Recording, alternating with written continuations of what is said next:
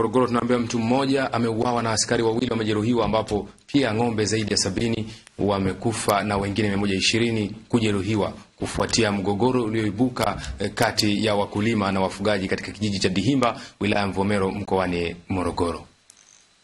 Tanzania imefika katika kijiji hicho cha Dihimba na kukuta ng'ombe hao wakiwa wamejeruhiwa na wengine wamekufa kufuatia mfugaji kuingiza ng'ombe katika shamba, ambapo baada ya makubaliano ya pande zote mbili kulipa kiasi cha shilingi 200,000 kutokana na uharibifu huo, ndipo mfugaji huyo alipokuja na kikundi cha wafugaji na kuanza kuwashambulia wakulima na kusababisha kifo cha mtu mmoja. Ndipo wakulima walienda kulipiza kisasi kwa kuwakatakata mapanga ng'ombe hao. Yule mfugaji wakawa wanakubaliana pale ofisini pamoja na mkulima, wakiwa chini ya usimamizi wa mwenyekiti wa ulinzi pamoja na mwenyekiti wa uchumi na fedha. Wakamaliziana kwamba walipane. Hajakataa yule mfugaji, alikubali kwamba atamlipa yule mkulima. Baada ya tukio hili, kwa kweli familia zetu ziko tabuni, kwa sababu tumewasafirisha kwa maroli na kwenda kuwaweka mahala ambapo usalama ni mdogo sana.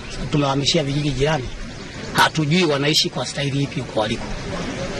Akiendana na kasi ya hapa kazi tu, waziri wa kilimo, mifugo na uvuvi Mwigulu Nchemba amefika katika kijiji hicho na kuongea na pande zote mbili za wakulima na wafugaji, ambapo amesema tatizo la serikali ya kijiji ni changamoto mojawapo ya migogoro, huku akiwataka wakulima kuacha kujichukulia sheria mkononi.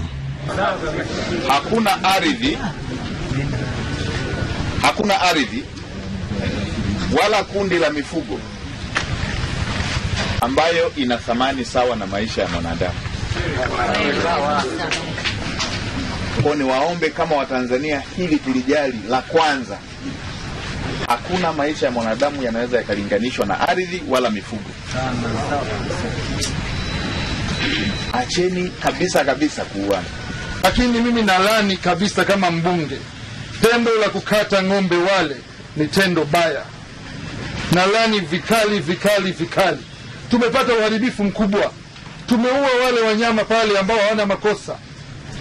Lakini lipo tatizo ambalo linaonekana limetokea pale. Kuna upungufu mkubwa wa uongozi ndio unasababisha yale yote yametokea.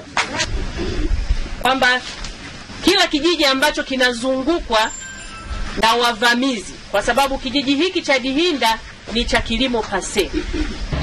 Nikiripoti kutoka Morogoro ni Jimmy Mengele wa Channel 10.